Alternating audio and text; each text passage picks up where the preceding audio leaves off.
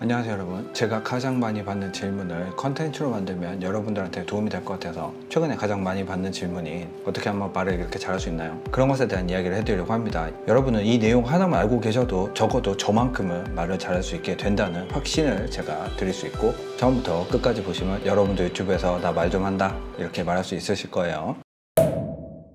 여러분들이 물어보시는 말 잘하는 방법이라는 게 아마 유튜브에서 말을 잘하는 방법에 대한 이야기일 거예요. 일반적으로 우리가 말을 한다고 하면 세 가지를 생각을 할 수가 있는데, 첫 번째는 누구를 만나서 하는 대화, 두 번째는 다수 앞에서 하는 강연, 그리고 마지막 하나가 카메라를 앞에다 두고 하는 이야기인데요. 대화 같은 경우는 상대방에 따라서 내가 해야 될 얘기가 바뀌고 상대방의 반응에 따라서 내가 할 말이 달라지기 때문에 어떻게 보면 쉽고 어떻게 보면 어렵다고 할 수 있어요. 만약에 대화를 잘하는 방법이 궁금하시다면 아래 댓글로 남겨주시면 제가 또 그 내용을 따로 정리해서 한번 말씀을 드려볼게요. 두 번째는 강연이란 부분인데, 강연은 일반 사람들이 잘 경험해보기 어려운 그런 부분이에요. 남 앞에서 강연을 한다는 게 생각보다는 경험해보기 어려운 일이기도 하고, 굳이 강연이 아니더라도 연설이라든지 그냥 많은 사람 앞에서 얘기를 하는 것들은 보통은 그런 기회가 잘 없지만, 가만히 생각해보면 언젠가의 경험에 한 번 정도는 있을 거예요. 예를 들어서 동호회 모임장을 했다던가 반장을 했다던가 이런 부분이 많이 도움이 됩니다. 여러분들이 누군가 앞에서 이야기를 해본다는 거는 카메라 앞에서 이야기를 하는 것과 크게 다르지 않기 때문에 많은 도움이 되지만, 결론적으로 카메라 앞에서 얘기하는 것과 다른 점은 리액션에 따라 밀당을 할 수 있는 이런 부분이 없어지는 거예요. 카메라 앞에서 얘기하는 거는. 그렇기 때문에 강연이 더 쉽다, 카메라 앞에서 얘기하는 게 더 쉽다, 이렇게 정의를 내릴 수는 없죠. 그리고 마지막 세 번째, 우리가 공부해야 될 유튜브 카메라 앞에서 얘기하는 방법인데, 이건 일종의 혼잣말이죠. 혼잣말. 나 혼자 카메라만 보고 얘기하는 거고, 누구랑 같이 촬영하는 경우가 아닌 나 혼자 얘기할 때를 말씀드리는 거예요.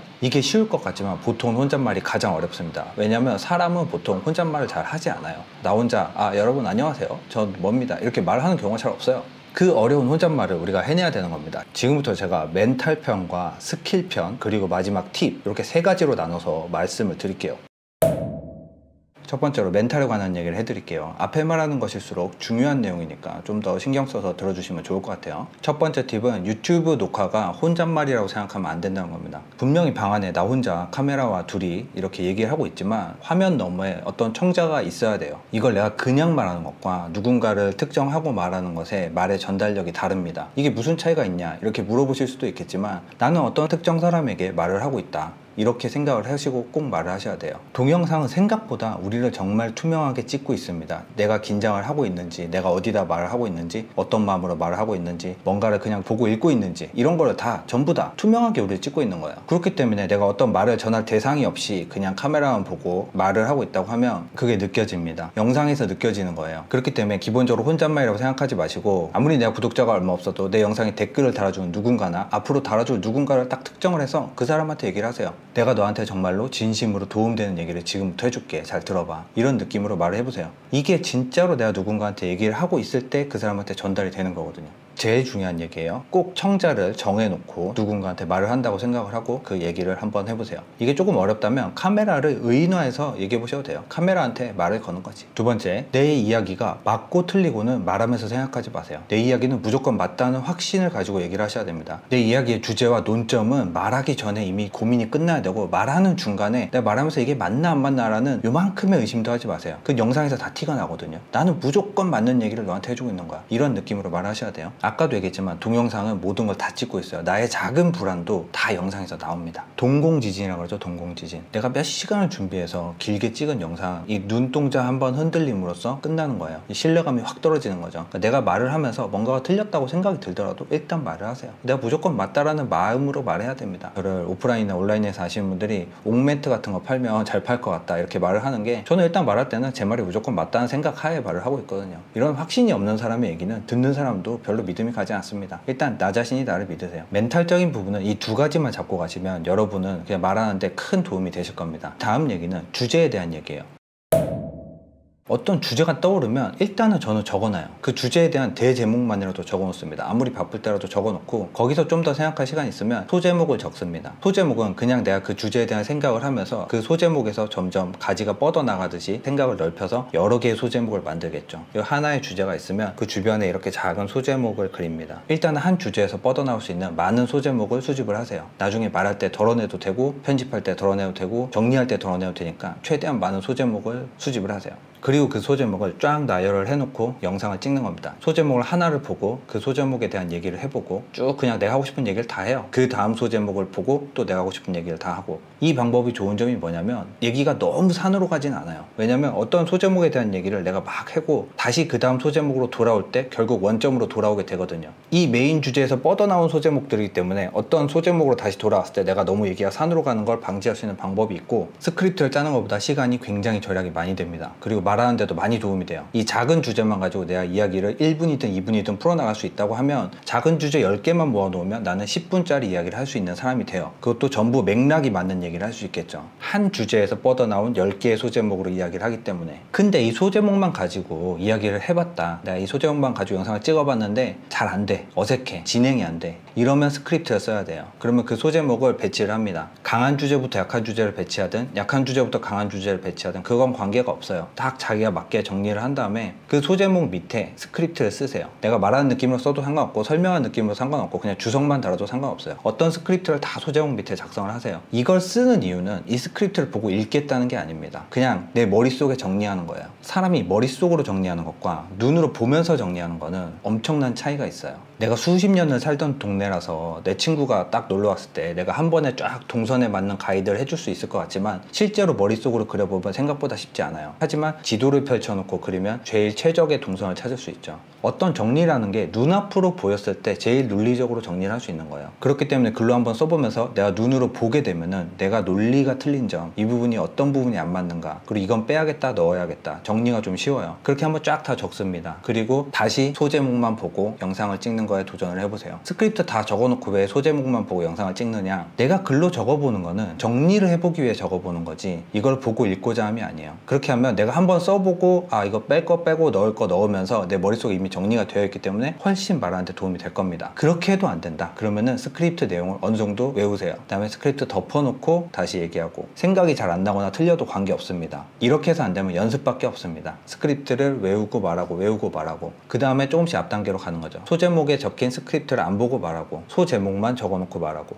여기서 좀 더 말하기 스킬이 되면 그냥 제목만 딱 적어놓고도 말 잘할 수도 있겠지만 그거는 별로 비추드려요. 말은 할 수 있겠죠. 근데 나중에 맥락이 너무 산으로 가서 오히려 더 시간이 많이 걸립니다. 내가 필요한 말만 딱딱 할 수 있게 소제목 정도는 정해놓는 게 좋다.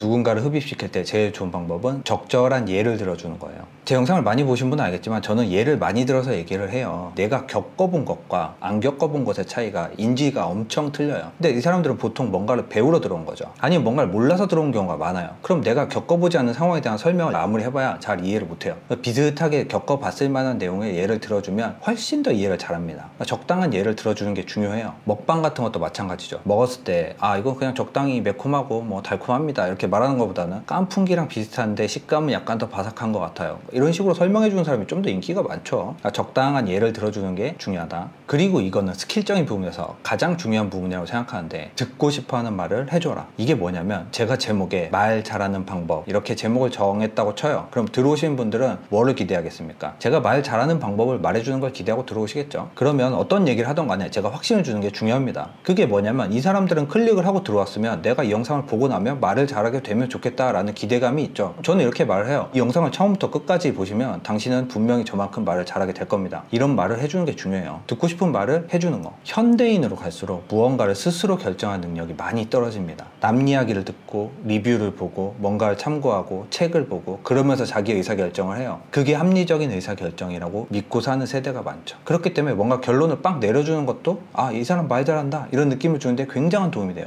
물론 생각이 다르신 분은 안티로 돌아올 수 있는 단점이 있긴 하지만, 그래서 중요한 거는 듣고 싶어하는 말을 해주고 결론을 내려줘라. 요즘에 어그로나 이슈에 대한 영상을 찍는 유튜버들이 많은데 좋아요, 재밌죠. 근데 마지막으로 아쉬운 게 결론이 없는 사람이 많아요.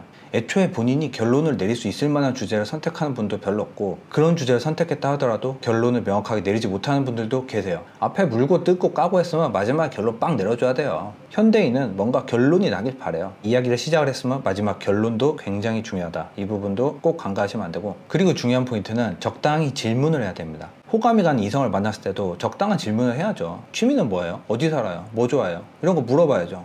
유튜브 영상 찍는 거는 단방향이잖아요. 내가 단방향으로 그냥 전하는 건데 어떻게 질문을 하냐 이렇게 물어보실 수 있잖아요. 제가 여러분한테 어떻게 질문을 해야 됩니까? 답이 나왔죠. 이렇게 하면 돼요, 그냥. 근데 제가 어떻게 질문하면 될까요? 이렇게 하면 보고 있으면 반사적으로 내가 원하든 원하지 않든 내 마음속에 조그맣게 대답을 해요. 그냥 그렇게 물어보면 되지 라든지 뭐 속으로 그렇게 생각이라도 하는 게 나 스스로 나도 모르게 대답이라는 걸 하는 거예요. 그 순간 이 화면을 보고 있는 당신과 나와의 접점이 생기는 거죠. 쌍방교류가 되는 거예요. 그렇게 됐을 때 이 작은 접점이 뭔가 대화의 몰입도를 만들어 나가는 거다, 그렇게 생각을 하시면 됩니다. 멘탈이나 스킬에 관한 부분은 제가 알고 있는 부분을 다 말씀드렸어요. 그리고 마지막으로 팁 같은 부분을 말씀드릴게요. 앞에 말한 부분이 제일 중요한 부분이라고 생각을 하고, 지금부터 말하는 부분은 저도 뭐 딱히 잘하고 있다고 생각하고 있지는 않지만 꼭 지켜주시면 크게 실력이 올라갈 수 있는 부분이기 때문에 말해드리겠습니다. 우선 발음이나 속도, 톤 이런 부분은 사람마다 많이 다르고 연습으로 극복할 수 있는 부분이에요. 그런 부분은 많이 연습하시면 됩니다. 저도 발음이나 목소리, 뭐 톤 다 마음에 안 들지만 많이 연습하고 있습니다. 중요한 부분은 한 문장은 한 번에 쭉 다 말할 수 있게 연습을 해두세요. 안녕하세요 여러분, 오늘은 여러분들에게 말 잘하는 방법을 말해드리려고 합니다. 이 문장 하나를 한 번에 쭉 이어서 말할 수 있게 연습을 하세요. 물론 말하다가 틀릴 수 있고 틀리면 편집으로 붙일 수도 있지만 최소한 한 문장만큼은 한 번에 말할 수 있게 연습을 하세요. 두 번째, 단어를 밴딩하지 마세요. 정말 듣기에도 많이 안 좋고 편집점도 없고 사람들이 정말 듣기 싫어하는 패턴 중에 하나예요. 예를 들면 이런 거죠. 내가 어제 그 병원에 갔거든? 근데 그 간호사 걔 있잖아, 걔.